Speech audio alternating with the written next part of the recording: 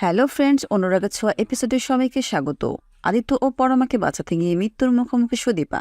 হ্যাঁ বন্ধুরা, অনুরাগের ছোঁয়া ধারাবাহিকে আগামী পর্বগুলোতে আপনারা এমনটাই দেখতে চলেছেন। কুন্তলা রিতমকে ভুল বুঝে সুদীপার পিছনে লাগিয়ে দেয়, যেন এই সুযোগটা কাজে লাগাতে পারে কুন্তলা। তাই রিতমকে দিয়ে সুদীপাকে ক্যাফেতে নিয়ে আসে। সুদীপা ও রিতম যখন ক্যাফেতে বসে কথা বলতে থাকে, ঠিক সেই মুহূর্তে কুন্তলা ছোট একটা ভিডিও করে, আর সেই ভিডিওটি তৎক্ষণাৎ আদিত্যর কাছে পাঠিয়ে দেয়। ভিডিওটি দেখে প্রথমে রেগে যায় আদিত্য, আর ভাবতে থাকে আমি কেন রেগে যাচ্ছি, ওনার যা খুশি তাই তো করতে পারে, এখানে রাগার তো কোনো কারণ নেই।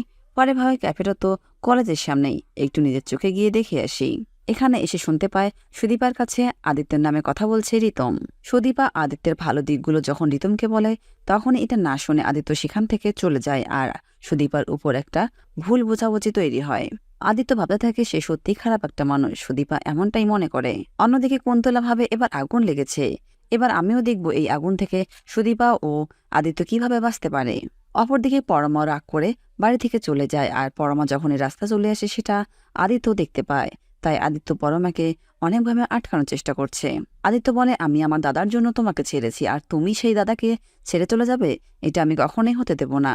পরমা বলে আদিত্য আমি তোমার দাদাকে ভালোবাসতে পারবো না, আমি তোমার দাদাকে মুক্তি দিয়ে দেব, আর সেও মুক্তি হয়ে যাবে। তখন আদিত্য বলে আমিও তো তাহলে সমান অপরাধী, তাহলে আমরা এখানে নিজেকে শেষ করে দেই।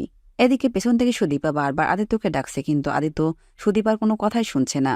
পরমা আদিত্যকে বলে আদিত্য রাস্তায় গাড়ি ঘোড়া চলাচল করছে, এখানে পাগলামি করো না। আর পেছন থেকে সুদীপা দেখতে পায় একটা গাড়ি আদিত্যের দিকে দিয়ে আসছে, আর তাই সুদীপা নিজের জীবনে পরোয়া না করে আদিত্য ও পরমাকে ধাক্কা দিয়ে সে গাড়ির সামনে গিয়ে অ্যাক্সিডেন্ট করে ফেলে। সুদীপাকে এই অবস্থা দেখে আদিত্য ও পরমা দুজনেই ছুটে যায় সুদীপার কাছে। পরমা সুদীপাকে বলে তুমি এটা কি করলে, এখন কি হবে তোমার?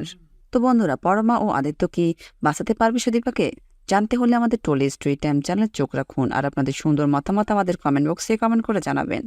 ধন্যবাদ সবাইকে।